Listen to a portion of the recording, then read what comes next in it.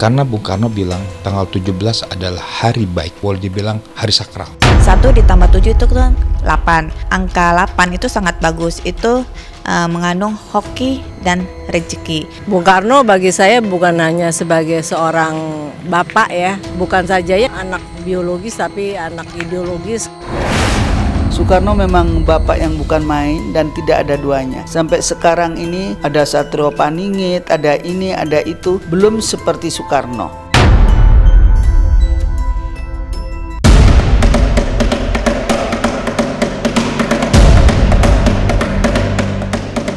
Hari ini, 17 Agustus 2023, menjadi hari paling spesial bagi bangsa Indonesia karena inilah tanggal proklamasi kemerdekaan yang sakral.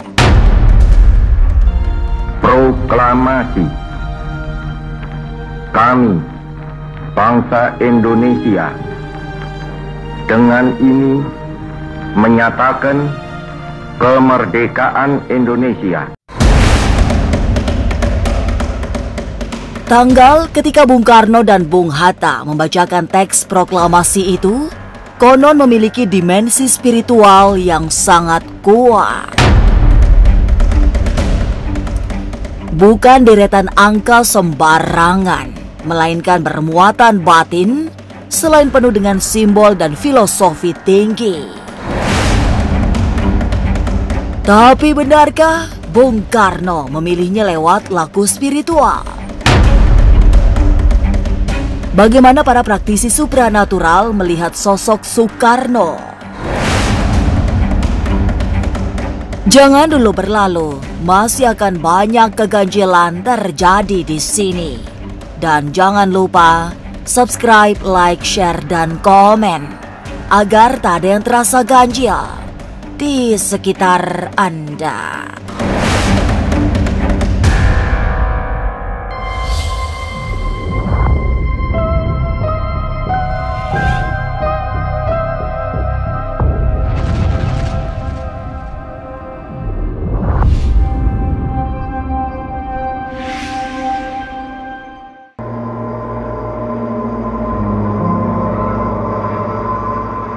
Tanggal 17 Agustus yang diperingati sebagai HUT Kemerdekaan Republik Indonesia dirayakan tidak sebatas ritual tahunan tanpa makna.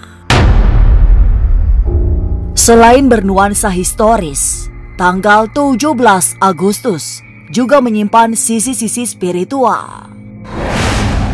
Keyakinan itu sangat dipegang kuat terutama oleh para spiritualis. Bung Karno juga dipercaya tidak sekedar memilihnya, melainkan melandasinya dengan laku batin. Bung Karno tetap bilang, saya pada saat di Saigon mendapat ilham bahwa HUT Kemerdekaan Republik Indonesia, hari kemerdekaan proklamasi kemerdekaan Republik Indonesia dilakukan pada saat tanggal 17. Karena tanggal 17 besok adalah pada saat itu juga pertama adanya pada saat 17 Agustus bulan suci Ramadan. Lalu pada tanggal 17 Agustus itu adalah tanggal hari yang boleh dibilang hari sakral. Karena Bung Karno bilang tanggal 17 adalah hari baik. Karena beliau berbicara pada saat itu ya, ada yang mengatakan bahwa Pak Karno bilang saya percaya mistik. Bukan mistik berarti mistik yang negatif. Pada saat tanggal 17 Agustus 45 itu diambil karena ada hari boleh dibilang hari yang baik.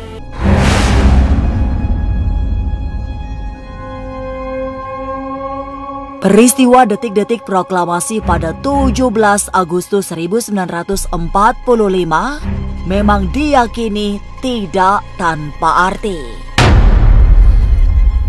Bung Karno memilih tanggal itu dipercaya secara spiritual sehingga desakan untuk memproklamirkan kemerdekaan sebelum tanggal 17 Agustus ditolak keras. Soekarno bahkan tetap tak mau mengumandangkan kemerdekaan Indonesia meski bersama Muhammad Hatta harus diungsikan oleh para pemuda ke dusun kecil Rengas Dengklok di Karawang. Jadi Bung Karno tuh nggak sembarangan waktu mendapatkan, walaupun ditekan pada saat itu oleh pemuda-pemuda. Pada saat itu juga ada, kalau nggak salah namanya Wikana, sempat menekan pada Bung Karno untuk secepatnya ini proklamasi dideklarasikan lah gitu. Saat itu Bung Karno bilang, "Ntar dulu ya, saya akan membuat teks proklamasi di mana." Akhirnya menunjuklah di tempat di Jalan Muhammad Yamin nomor 1, tempatnya Laksmana Maeda. Kenapa di tempat di situ? Bukan di tempatnya yang lain. Inilah menjadi satu sejarah ya menurut saya, bahwa tidak segampang pada saat proklamasi itu dibacakan. Dan beliau sangat percaya sekali dengan hari-hari yang baik, walaupun semua hari baik. Bung Karno berpikir karena tanggal 17 itu beliau sudah melihat dari jauh hari. Ini hari yang baik.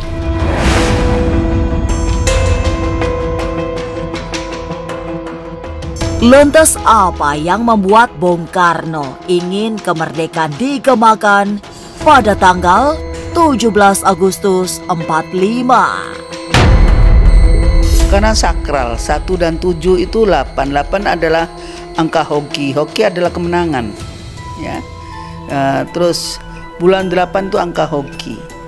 45 itu adalah perjuangan pada tahun itu. Kalau Bung Karno memilih, itu bukan asal memilih. Dia seorang spiritual, Mas. Ya semuanya itu ada falsafahnya. Percaya. Percaya. Karena itu memang keramat banget.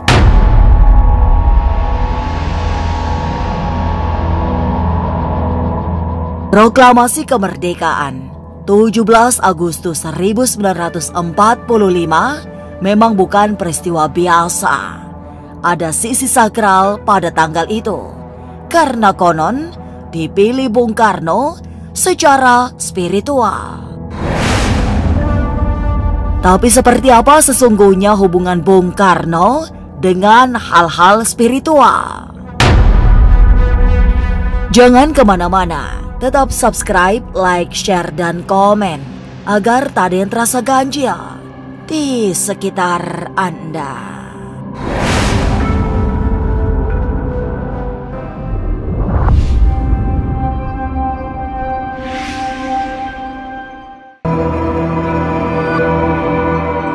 Sepanjang sejarah hingga hari ini, tanggal 17 Agustus dimaknai menyimpan makna metafisika. Juga hari ini, saat HUT Kemerdekaan RI memasuki 78 tahun. Sebab tanggal 17 Agustus 2023 juga memiliki deretan kekuatan mistik, terutama wetonnya yang sangat kuat. Kalau dihitung dari tanggal 17 sendiri, apalagi 17 Agustus di 2023 itu bertepatan kan naktunya aja besar ya, di angka besar itu kan 16. Kamisnya 8, Kliwonnya pun 8. Jadi Kamisnya pun 8, Kliwonnya 8. Jadi punya unsur spiritual, aura karismatik.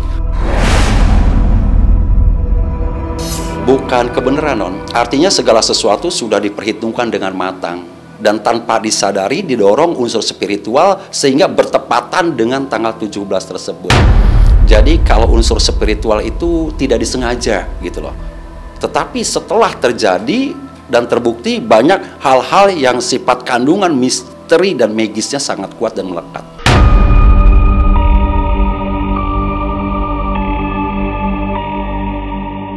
Soekarno sebagai proklamator kemerdekaan Indonesia sungguh dikenal sebagai sosok yang dekat dengan metafisika. Hidupnya seperti dikelilingi hal-hal gaib bahkan hingga hari ini. Itu yang membuat pemilihan tanggal 17 Agustus 45 sebagai tanggal kemerdekaan tidak sepi dari energi spiritual yang baik. Ya menurut pandangan saya, ya untuk spiritualnya itu memang satu bagus banget ya, apalagi dia itu berkarisma, tegas dan prinsipnya kuat ya, jadi sampai orang segan terhadap dia.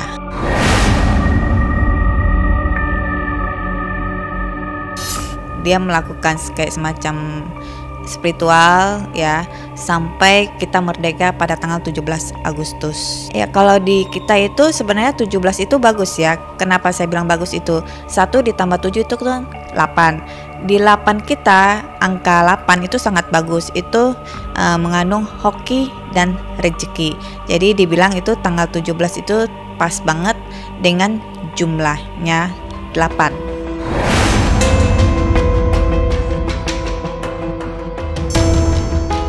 Kedekatan Bung Karno dengan lelaku dan olah kebatinan dipercaya membuatnya menjadi sosok spesial.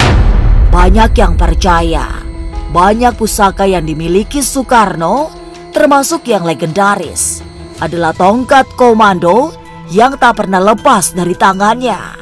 Hingga kini pun, tongkat yang dipercaya sakti itu masih ada dan menjadi pusat perburuan banyak orang. Sebagai praktisi spiritual, Cesan juga pernah merasakan kehadiran Bung Karno saat melakukan puja semadi di sebuah goa. Konon, Bung Karno juga pernah melakukan meditasi di goa tersebut. Cesan merasakan kehadirannya dia yang waktu Cesan bertapa di Goa Langkop ya, itu adalah salah satu tempat singgahnya Bung Karno di tempat gua tersebut. Jadi Cesan merasakan dia punya kayak semacam karismanya dia dan juga dia punya wibawanya dia. Ya memang tuh tongkat itu dibawa kemana-mana ya, karena itu dalam mistis itu sebenarnya tongkat itu memiliki power ya. Kenapa dibilang power? Itu kayak semacam menghadang segala macam mistis atau segala macam kayak santet itu menangkis. Jadi dibilang itu tongkat itu kayak semacam pusakanya dia. Untuk tongkat itu sebenarnya masih ada, tapi untuk di tempat dimanapun yang aslinya ya kita belum tahu. Tapi soalnya kan sekarang kan banyak yang replika.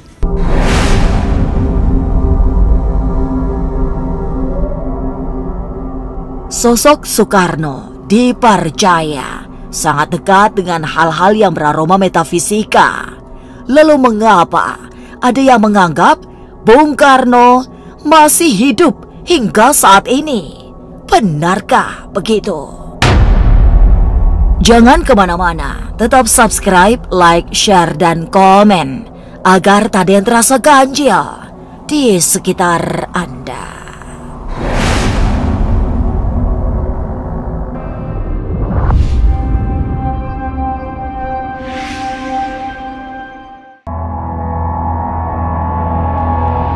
Tanda-tanda kebesaran Bung Karno barangkali bisa dikisahkan oleh banyak kalangan, termasuk Eyang Rati yang semasa kecil pernah ikut melakukan penyambutan pada Presiden Soekarno. Antusiasme rakyat menyambut Bung Karno adalah fenomena yang tak pernah terjadi bahkan sampai hari ini. Karisma Insinyur Soekarno yang berasal dari laku batin konon terus terjadi hingga di akhir kehidupannya. Menjelang wafatnya, malah banyak rakyat yang melihat lintang kemukus sebagai sinyal duka bangsa Indonesia. Waktu masa kecil Bapak Presiden Soekarno itu masih menjabat, Eyang berada di Surabaya dan belum sekolah. Tetapi ikut-ikutan ibu bapak gitu loh ya. Ikut-ikut nyambut di luar, di jalan ya, sambil benderanya diacung-acungkan gitu kan. Itu sangat luar biasa. Sekarang ada pejabat begitu? Nggak ada ya, hanya Soekarno only ya. Waktu kecil itu kalau ada lintang kemukus, ada bintang tapi dia berekor, Itu namanya lintang kemukus. Dan di bulan-bulan itu katanya ada gambar Soekarno. Padahal nggak lihat itu ya. Tetapi itu heboh. Kalau orang tua-tua masih hidup, itu akan bisa bercerita. Tahu-tahu menjelang 40 hari Soekarno meninggal. Soekarno memang bapak yang bukan main dan tidak ada duanya. Sampai sekarang ini ada Satrio Paningit, ada ini, ada itu, belum seperti Soekarno.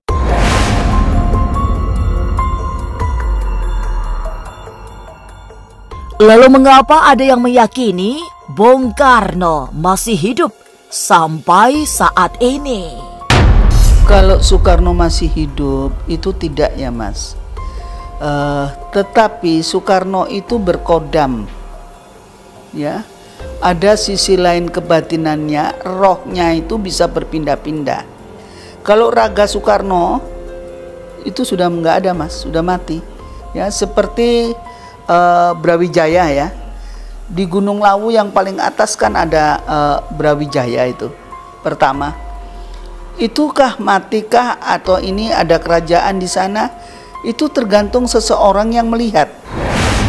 Ini saya betul kejadian dan bisa dibuktikan di rumahku.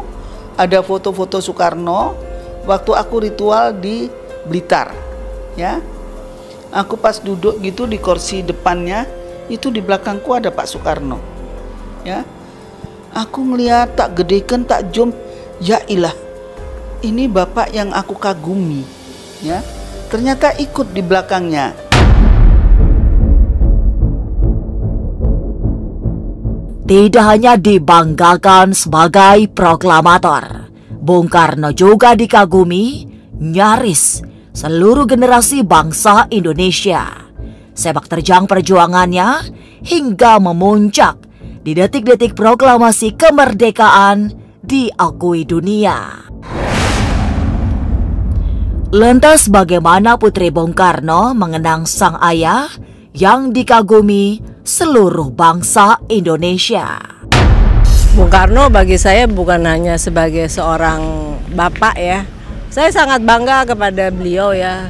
Saya pengagum berat sebagai bukan saja ya itu lagi anak biologis tapi anak ideologis, karena beliau begitu ikhlas ya merelakan mengorbankan dirinya untuk adanya bangsa Indonesia dengan segala cita-citanya yang kita semua sudah rasakan betapa mulia dan luhurnya cita-cita tersebut.